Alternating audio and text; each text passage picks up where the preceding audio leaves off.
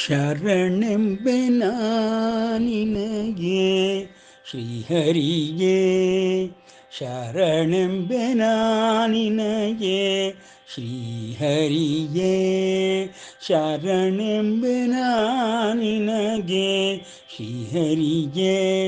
ಕರೆದಾಗಲೆಲ್ಲ ನೀಯನ ಬಳಿಗೆ ಬಂದಿರುವೆ, ಶರಣೆಂಬೆನ ನಿನಗೆ ಶ್ರೀಹರಿಗೆ. ಕರೆದಾಗಲೆಲ್ಲ ಎನ ಬಳಿಗೆ ಬಂದಿರುವೆ, ಶರಣೆಂಬೆನ ನಿನಗೆ ಶ್ರೀಹರಿಗೆ. ಆರೆ ಧ್ಯಾನದಲ್ಲಿ ಕಂಡಂಥ ಬೆಳಕೆ, ಅರೆ ಧ್ಯಾನದಲ್ಲಿ ಕಂಡಂಥ ಬೆಳಕೆ, ತೆರೆಸಿ ಒಳಗಣ್ಣ ಬೋಧಿಸಿದ ದನಿಯೇ, ತೆರೆಸಿ ಒಳಗಣ್ಣ ಬೋಧಿಸಿದ ದನಿಯೇ. ಇನಿಯನಂತೆ ಎನಗೆ ಸನಿಹಕ್ಕೆ ಬಂದಿರುವೆ, ಇನಿಯನಂತೆ ಎನಗೆ ಸನಿಹಕ್ಕೆ ಬಂದಿರುವೆ. ಅನವರತ ಎನ್ನೊಳು ಇರು ನನ್ನಾತ್ಮನಿಧಿಗೆ, ಅನವರತ ಎನ್ನೊಳಿರು ಎನ್ನಾತ್ಮನಿಧಿಯೇ. ಅನವರತ ಎನ್ನೊಳಿರು ನನ್ನಾತ್ಮನಿಧಿಯೇ. ಶರಣೆಂಬೆನ ನಿನಗೆ ಶ್ರೀಹರಿಗೆ. ಕರೆದಾಗಲೆಲ್ಲ ಎನ ಬಳಿಗೆ ಬಂದಿರುವೆ, ಶರಣೆಂಬೆ ನಿನಗೆ ಶ್ರೀಹರಿಗೆ. ಬಂಧಗಳನ್ನೆಲ್ಲ ನೀ ಅಂದದಲ್ಲಿ ಬಿಡಿಸುತ್ತೀಹೆ, ಬಂಧಗಳನ್ನೆಲ್ಲ ನೀ ಅಂದದಲ್ಲಿ ಬಿಡಿಸುತ್ತೀಹೆ. ಕಂದನಾನಿ ಭವದಿ ಬಳಲಿರುವೆ ದೊರೆಯೇ, ಕಂದನಾನಿ ಭವದಿ ಬಳಲಿರುವೆ ದೊರೆಯೇ. ಇಂದುಧರ ಬಂಧು ಮಿತ್ರನು ನೀನಾದೆ, ಇಂದುಧರ ಬಂಧು ಮಿತ್ರನು ನೀನಾದೆ. ಸಿಂಧು ಶಯನನೇ ಸಲಹೋ ಕನಕ ಕೇಶವನೇ, ಸಿಂಧು ಶಯನನೇ ಸಲಹೋ ಕನಕ ಕೇಶವನೇ. ಸಿಂಧು ಶಯನನೇ ಸಲಹೋ ಕನಕ ಕೇಶವನೇ. ಶರಣೆಂಬೆನ ನಿನಗೆ ಶ್ರೀಹರಿಗೆ, ಶರಣೆಂಬೆನ ನಿನಗೆ ಶ್ರೀಹರಿಗೆ. ಶುಕ್ಲಾಂಬರಧರಂ ವಿಷ್ಣುಂ ಶಶಿವರ್ಣಂ ಚತುರ್ಭುಜಂ ಪ್ರಸನ್ನವದನಂ ಧ್ಯಾಯೇತ್ ಸರ್ವವಿಘ್ನೋಪಶಾಂತಯೇ. ಅಗಜಾನನ ಪದ್ಮಾರ್ಕಂ ಗಜಾನನಮಹರ್ನಿಶಂ ಅನೇಕದಂತಂ ಭಕ್ತಾನಾಂ ಏಕದಂತಮುಪಾಸ್ಮಹೇ. ತಮೇವ ಶರಣಂ ಗಚ್ಚ ಸರ್ವಭಾವೇನ ಭಾರತ, ತತ್ಪ್ರಸಾದಾತ್ ಪರಾಂ ಶಾಂತಿಂ ಸ್ಥಾನಂ ಪ್ರಾಪ್ಸ್ಯಸಿ ಶಾಶ್ವತಂ. ಇತಿ ತೇ ಜ್ಞಾನಮಾಖ್ಯಾತಂ ಗುಹ್ಯಾತ್ ಗುಹ್ಯತರಂ ಮಯಾ, ವಿಮೃಶ್ಯ ಏತದಶೇಷೇಣ ಯಥೇಚ್ಛಸಿ ತಥಾ ಕುರು. ಸರ್ವಧರ್ಮಾನ್ ಪರಿತ್ಯಜ್ಯ ಮಾಮೇಕಂ ಶರಣಂ ವ್ರಜ, ಅಹಂ ತ್ವಾ ಸರ್ವಪಾಪೇಭ್ಯೋ ಮೋಕ್ಷಯಿಷ್ಯಾಮಿ ಮಾ ಶುಚಃ. ನ ಚ ತಸ್ಮಾನ್ ಮನುಷ್ಯೇಷು ಕಶ್ಚಿನ್ಮೇ ಪ್ರಿಯಕೃತ್ತಮಃ ಭವಿತಾ ನ ಚ ಮೇ ತಸ್ಮಾದನ್ಯಃ ಪ್ರಿಯತರೋ ಭುವಿ. ಅಂಬ ತ್ವಾಮನುಸಂದದಾಮಿ ಭಗವದ್ಗೀತೆ ಭವದ್ವೇಷಿಣಿ. ಇದುವರೆಗೆ ನಾವು ಭಗವದ್ಗೀತಾ ಜ್ಞಾನಾಭ್ಯಾಸದ 10ನೇ ಅಧ್ಯಾಯವಾದ ವಿಭೂತಿ ಯೋಗವನ್ನು ಮುಗಿಸಿ 11ನೇ ಅಧ್ಯಾಯವಾದ ವಿಶ್ವರೂಪ ದರ್ಶನ ಯೋಗ, ಐಶ್ವರ್ಯ ರೂಪ ದರ್ಶನ ಯೋಗವನ್ನು ನೋಡುತ್ತಿದ್ದೇವೆ. ಇದುವರೆಗೆ ವ್ಯವಸ್ಥಾತ್ಮಕವಾಗಿ ಮತ್ತು ಪ್ರಯೋಗಾತ್ಮಕವಾಗಿ ಹೇಗೆ ನಾವು ಭಗವದ್ಗೀತೆಯನ್ನು ಒಳಹೊಕ್ಕು ಅರ್ಥ ಮಾಡಿಕೊಂಡು ನಮ್ಮ ನಿತ್ಯ ಜೀವನದಲ್ಲಿ ಅಳವಡಿಸಿಕೊಳ್ಳಬಹುದೆಂಬುದನ್ನು ನೋಡುತ್ತಾ ಬಂದು ಈ 10 ಮತ್ತು 11ನೇ ಅಧ್ಯಾಯಗಳು ನಮಗೆ ಯಾವ ರೀತಿಯಲ್ಲಿ ಉಪಕಾರವನ್ನು ಮಾಡುತ್ತದೆ, ಯಾವ ರೀತಿಯಲ್ಲಿ ನಾವು ಅಳವಡಿಸಿಕೊಳ್ಳಬಹುದು ಎಂಬುದಕ್ಕೆ ಯಾವ ರೀತಿಯ ಭಗವಂತನ ಉಲ್ಲೇಖಗಳು ಇಲ್ಲವಾದರೂ ಇದು ಅರ್ಜುನನಿಗೆ ಪ್ರಶ್ನೆಯಾಗಿರುವಂತಹ ಒಂದು ವಿಶೇಷ ಅಧ್ಯಾಯ. ಅರ್ಜುನನು ಶ್ರೀಕೃಷ್ಣನ ಅಧಿಕಾರವನ್ನು ಪ್ರಶ್ನಿಸಿದನೇ ಹೊರತು ಅವನು ಪರಮಾತ್ಮನಲ್ಲವೆಂಬುದಾಗಿ ಮನಸ್ಸಿನಲ್ಲಿ ಅವನ ಭಾವನೆ ಇತ್ತಾದರೆ ಅವನು ಎಲ್ಲರಿಂದ ಪೂಜ್ಯನು ಎಂಬುದನ್ನು ಇದುವರೆಗೂ ಯುದ್ಧರಂಗದ ಪ್ರವೇಶ ಮಾಡುವವರೆಗೂ ತನ್ನ ಸೋದರರುಗಳೊಂದಿಗೆ ಮತ್ತು ದೈವಾಂಶ ಸಂಭೂತರವಾಗಿರುವಂತಹ ಅವರು ಪಾಂಡವರುಗಳೆಲ್ಲರೂ ದೇವಾದಿಗಳು ದೇವತಾದಿಗಳು ಎಲ್ಲವನ್ನೂ ತಿಳಿದು ನೋಡಿ ತಪಶ್ಚರ್ಯೆಯನ್ನು ಮಾಡಿದಂತಹ ಮಹನೀಯರುಗಳು. ಅಂತಹವರುಗಳಿಗೆ ಕಷ್ಟಗಳು ಬಂದೊದಗಿದೆ ಎಂಬುದಾಗಿ ಮಹಾಭಾರತದಾದ್ಯಂತ ವರ್ಣಿಸಿರುವಂತಹ ವ್ಯಾಸ ಋಷಿಯ ಈ ಒಂದು ಮಹಾಭಾರತದ ಕಥೆಯಲ್ಲಿ ಯುದ್ಧರಂಗದಲ್ಲಿ ಯುದ್ಧ ಪ್ರವೇಶ ಮಾಡಿದ ಮೇಲೆ ಅರ್ಜುನನಿಗೆ ಉಂಟಾದ ಮನೋದೌರ್ಬಲ್ಯಕ್ಕಾಗಿ ಕೃಷ್ಣನು ಹಿತೋಪದೇಶವನ್ನು ಧರ್ಮವ್ಯಾಖ್ಯೆಯನ್ನು ಕೊಡಬೇಕಾದ ಸ್ಥಿತಿ ಉಂಟಾಯಿತು. ಶಿಷ್ಯನನ್ನಾಗಿ ಸ್ವೀಕರಿಸಿ ಅರ್ಜುನನಿಗೆ ಧರ್ಮವ್ಯಾಖ್ಯೆಯನ್ನು ಕೊಡಲಾರಂಭಿಸಿದರೆ ಅರ್ಜುನನು ಕೃಷ್ಣನ ಅಧಿಕಾರವನ್ನೇ ಪ್ರಶ್ನೆ ಮಾಡಿಬಿಟ್ಟನು. ಆ ಕಾರಣದಿಂದ ಕೃಷ್ಣನು ಅರ್ಜುನನಿಗೆ ಧರ್ಮವ್ಯಾಖ್ಯೆಯ ಜೊತೆಯಲ್ಲಿಯೇ ತಾನು ಯಾರೆಂಬುದನ್ನು ಸಾಬೀತುಪಡಿಸಬೇಕಾದ ಸ್ಥಿತಿ ಬಂದೊದಗಿತು. ಅಂತಹ ಸನ್ನಿವೇಶದಲ್ಲಿ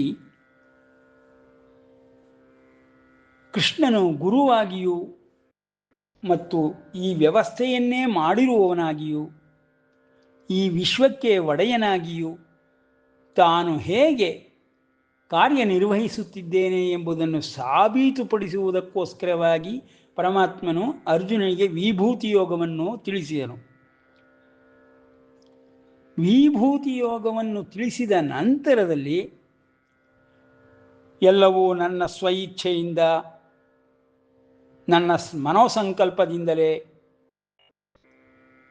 ಜಗತ್ತಿಗೆ ಅನೇಕಗಳು ಹುಟ್ಟಿ ಎಲ್ಲ ವಸ್ತು ವಿಷಯ ವ್ಯಕ್ತಿಗಳಲ್ಲಿ ಶಕ್ತಿಗಳಲ್ಲಿ ನಾನೇ ತುಂಬಿದ್ದೇನೆ ಎಂಬ ವಿಭೂತಿ ಯೋಗವನ್ನು ಪರಮಾತ್ಮನು ಪ್ರಚುರಪಡಿಸಿದಾಗ ವೇದಗಳು ತಾನೇ, ವೇದಗಳು ವರ್ಣಿಸುತ್ತಿರುವಂತಹ ಪರಮಾತ್ಮನೂ ತಾನೇ, ಉಪನಿಷತ್ತುಗಳು ತಾನೇ, ಎಲ್ಲವೂ ತಾನೇ ಆಗಿರುವುದಾಗಿ ಹೇಳುತ್ತಾ ಒಂದೊಂದಾಗಿ ಋಷಿ ಮುನಿಗಳೆಲ್ಲರೂ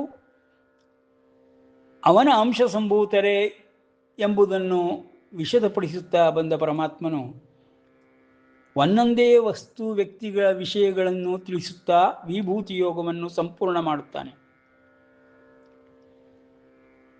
ಅಷ್ಟು ಸಾಕಾಗಿತ್ತು. ಅದು ಅರ್ಜುನನಿಗಲ್ಲ, ನಮ್ಮಗಳೆಲ್ಲರಿಗೆ.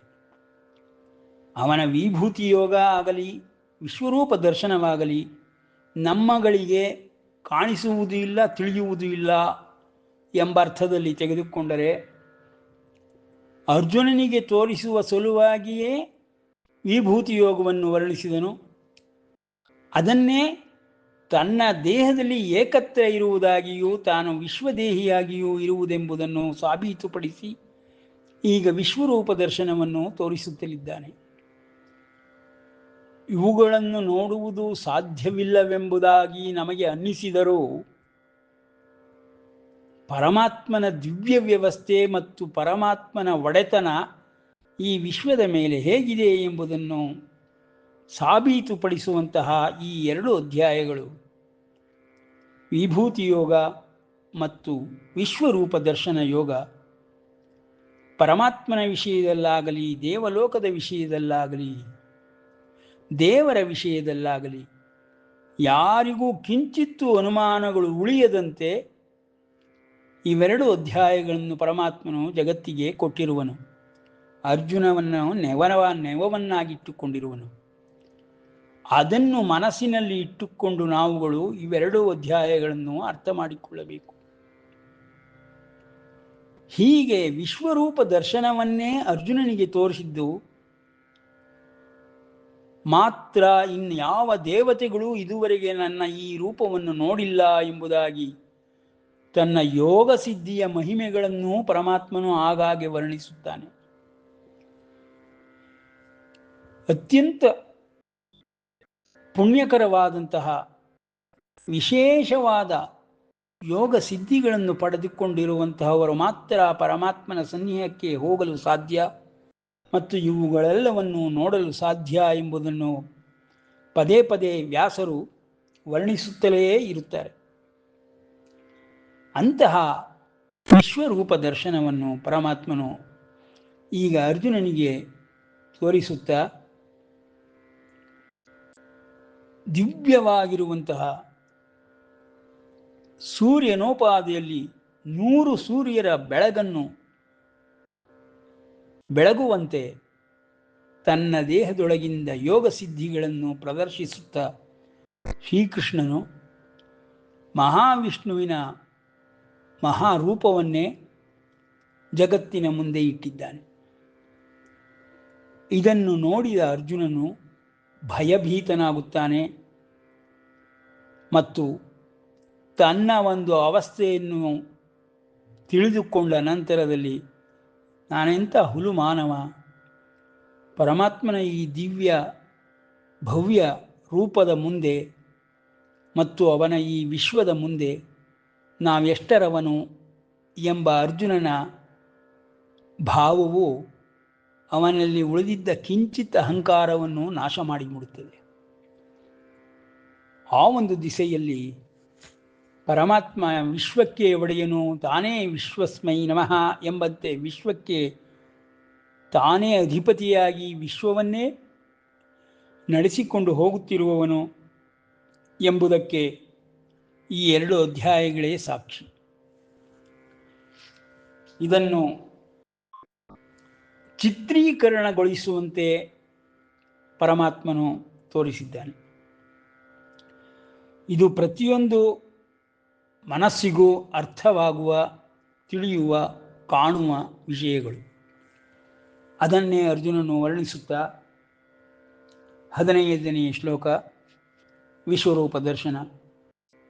ಪಶ್ಯಾಮಿ ದೇವಾ ತವ ದೇವದೇಹೇ ಸರ್ವಾಂಸ್ತತಾ ಭೂತಮಿಶೇಷ ಸಂಗಾನ್ ಬ್ರಹ್ಮಾಣಮೀಶಂ ಕಮಲಾಸನಸ್ಥಂ ಋಷೀಶ್ಚ ಸರ್ವಾಮರಗಾಂಶ್ಚ ದಿವ್ಯಾನ್ ಅನೇಕ ಬಾಹೂದರ ವಕ್ತ್ರನೇತ್ರಂ ಪಶ್ಯಾಮಿ ತ್ವಾಂ ಸರ್ವತೋ ಅನಂತರೂಪಂ ನಾಂತಂ ನ ಮಧ್ಯಂ ನ ಪುನಸ್ತವಾದಿ ಪಶ್ಯಾಮಿ ವಿಶ್ವೇಶ್ವರ ವಿಶ್ವರೂಪ. ವಿಶ್ವೇಶ್ವರ ವಿಶ್ವರೂಪ, ಎಲ್ಲವೂ ಅವನೇ ಆಗಿದ್ದಾನೆ. ಎಲ್ಲವೂ ಮಹಾವಿಷ್ಣುವಿನಿಂದಲೇ ಬಂದಿದೆ ಎಂಬುದಕ್ಕೆ ವಿಶ್ವೇಶ್ವರ ಪದಪ್ರಯೋಗಗಳೇ ಸಾಕ್ಷಿ. ವಿಶ್ವೇಶ್ವರ ವಿಶ್ವರೂಪ ಕಿರೀಟಿನಂ ಗದಿನಂ ಚಕ್ರಿಣಂಚ ತೇಜೋ ರಾಶಿಂ ಸರ್ವತೋ ದೀಪ್ತಿಮಂತಂ ಪಶ್ಯಾಮಿ ತ್ವಾಂ ದುರ್ನಿರೀಕ್ಷ್ಯಂ ಸಮಂತಾದ್ ದ್ವೀಪಾನಲರ್ಕಾದ್ಯುತಿಮಪ್ರಮೇಯಂ. ಕಿರೀಟ, ಗಧೆ, ಚಕ್ರಗಳನ್ನು ಧರಿಸಿರುವ ತೇಜೋಮಯ ರಾಶಿಯಾಗಿರುವಂತಹ, ಎಲ್ಲೆಲ್ಲಿಯೂ 100 ಕೋಟಿ ಸೂರ್ಯರ ಪ್ರಕಾಶವನ್ನು ಸುತ್ತಲೂ ಹರಡುತ್ತಿರುವ, ನೋಡಲು ಅಸಾಧ್ಯವಾಗಿರುವಂತಹ ಒಂದು ಸೂರ್ಯನ ಕಿರಣವನ್ನೇ ನೋಡಲು ನಮಗಳಿಗೆ ಸಾಧ್ಯವಾಗುವುದಿಲ್ಲ. ಅಂತಹ ಒಂದು ದೃಶ್ಯವನ್ನು ಅರ್ಜುನನು ಕಂಡು ವರ್ಣಿಸುತ್ತಿರುವ ರೀತಿಯನ್ನು ನಾವು ತಿಳಿದುಕೊಳ್ಳಬೇಕು. ಅಗ್ನಿ ಸೂರ್ಯರಂತೆ ಪ್ರಭೆಯುಳ್ಳವನೂ ಆಗಿರುವ ಅಪ್ರಮೇಯನೂ ಆದ ನಿನ್ನನ್ನು ನೋಡುತ್ತಿರುತ್ತೇನೆ. ಪರಮಾತ್ಮನ ದಿವ್ಯ ಸ್ವರೂಪ ಅರ್ಜುನನಿಗೆ ತನ್ನ ಅಹಂಕಾರದ ಭಂಗವಾದಂತೆ, ಗರ್ವಭಂಗವಾದಂತೆ, ಸಂಪೂರ್ಣವಾಗಿ ಎಲ್ಲವನ್ನೂ ತಿಳಿದುಕೊಳ್ಳುವಂತೆ ಪರಮಾತ್ಮನು ತನ್ನ ಯೋಗ ಸಿದ್ಧಿಗಳಿಂದ ವಿಶ್ವರೂಪ ದರ್ಶನವನ್ನು ಕೊಡುತ್ತಿದ್ದಾನೆ. ತ್ವಮಕ್ಷರಂ ಪರಮಂ ವೇದಿತವ್ಯಂ ತ್ವಮಸ್ಯ ವಿಶ್ವಸ್ಯ ಪರಂ ನಿಧಾನಂ ತ್ವಮವ್ಯಯಃ ಶಾಶ್ವತ ಧರ್ಮಗೋಪ್ತ ಸನಾತನಸ್ತ್ವಂ ಪುರುಷೋ ಮತೋ ಮೇ. ಅರ್ಜುನನ ಮಾತುಗಳನ್ನು ಗಮನಿಸಬೇಕು. ಮುಮುಕ್ಷುಗಳಿಗೆ, ಮೋಕ್ಷಾಕಾಂಕ್ಷಿಗಳಿಗೆ ತಿಳಿಯಲೇಬೇಕಾಗಿರುವಂತಹ ಪರಮವಾಗಿರುವ ಅಕ್ಷರವೇ ನೀನು, ಶಾಶ್ವತನೂ ನೀನು, ಈ ವಿಶ್ವಕ್ಕೆ ಶ್ರೇಷ್ಠವಾದ ಆಧಾರವೇ ನೀನು. ನೀನು ಅವ್ಯಯನೂ ಹೌದು ಮತ್ತು ಶಾಶ್ವತನೂ ಹೌದು ಮತ್ತು ಧರ್ಮವನ್ನು ಸದಾ ಕಾಪಾಡುತ್ತಿರುವವನೂ ಹೌದು. ಸನಾತನ ಪುರುಷನೇ, ಹೇ ಮಹಾವಿಷ್ಣುವೇ, ನೀನಾಗಿರುವೆ ಎಂಬುದನ್ನು ನಾನು ಇಂದು ತಿಳಿದುಕೊಂಡಿದ್ದೇನೆ. ಇದು ನನ್ನ ಅಭಿಮತ ಎಂಬುದಾಗಿ ಅರ್ಜುನನು ಪರಮಾತ್ಮನ ದಿವ್ಯ ರೂಪವನ್ನು ವರ್ಣಿಸುತ್ತಾ ಶರಣು ಶರಣು ಎಂಬುದಾಗಿ ಹೇಳುತ್ತಾನೆ. ಅನಾದಿ ಮಧ್ಯಾಂತಮನಂತ ವೀರ್ಯಂ ಅನಂತ ಬಾಹುಂ ಶಶಿ ಸೂರ್ಯ ನೇತ್ರಂ ಪಶ್ಯಾಮಿ ತ್ವಾಂ ದೀಪ್ತ ಹುತಾಶವಕ್ತ್ರಂ ಸ್ವತೇಜಸ ವಿಶ್ವಮಿದಂ ತಪಂತಂ. ವಿಶ್ವಮಿದಂ ತಪಂತಂ. ಈ ವಿಶ್ವವೆಲ್ಲವೂ ತಪೋಯುಕ್ತವಾಗಿಯೇ ಇದೆ, ತಪಿಸುತ್ತಲೇ ಇದೆ. ಅದಕ್ಕೆ ಕಾರಣಭೂತರಾದಂತಹ ತಾಪಸಿಗಳು ಸದಾಕಾಲದಲ್ಲಿಯೂ ನಿನ್ನನ್ನೇ ಬಯಸುತ್ತಾ, ನಿನ್ನನ್ನೇ ಅರಸುತ್ತಾ, ನಿನ್ನನ್ನು ನೋಡ ಬಯಸಿ, ನಿನ್ನನ್ನು ಸೇರಿಕೊಳ್ಳ ಬಯಸಿ ಎಲ್ಲ ಕಡೆಯಿಂದಲೂ ಪ್ರಾರ್ಥಿಸುತ್ತಿದ್ದಾರೆ. ಹೇ ವಿಶ್ವರೂಪನೇ, ಆದಿ ಮಧ್ಯಾಂತರಹಿತನೇ, ಅನಂತ ವೀರ್ಯನೇ, ಅನಂತ ಬಾಹುಗಳುಳ್ಳವನೇ, ಸೂರ್ಯ ಚಂದ್ರರೇ ನೇತ್ರಗಳಾಗಿ ಉಳ್ಳವನೇ, ಪ್ರದೀಪ್ತವಾದ ಅಗ್ನಿಯಂತೆ ಬಾಯಿಯುಳ್ಳವನೇ, ತನ್ನ ತೇಜಸ್ಸಿನಿಂದ ಈ ವಿಶ್ವವನ್ನು ಪರಿತಪಿಸುತ್ತಿರುವವನು ಆದ ನಿನ್ನನ್ನು, ಅಂದರೆ ಈ ಜಗತ್ತಿನ ಪರಿತಪಕ್ಕೆ ಕಾರಣವು ಪರಮಾತ್ಮನ ತೇಜಸ್ಸು. ಒಂದು ಸೂರ್ಯ ತೇಜಸ್ಸನ್ನೇ ನಾವುಗಳು ಗಮನಿಸಿ ಅನುಭವಿಸುತ್ತಿರುವಾಗ ನೂರಾರು ಸೂರ್ಯರ ತೇಜಸ್ಸು ಈ ವಿಶ್ವವನ್ನೇ ಬೆಳಗುತ್ತಿದೆ ಎಂಬ ವಿಸ್ತರಿಸಲ್ಪಟ್ಟಂತಹ ಜ್ಞಾನವನ್ನು ಹೇಗೆಂಬುದಾಗಿ ನಾವು ತಿಳಿದುಕೊಳ್ಳಬಹುದು ಎಂಬಲ್ಲಿಗೆ ವಿರಮಿಸೋಣ. ಶ್ರೀಕೃಷ್ಣಾರ್ಪಣಮಸ್ತು.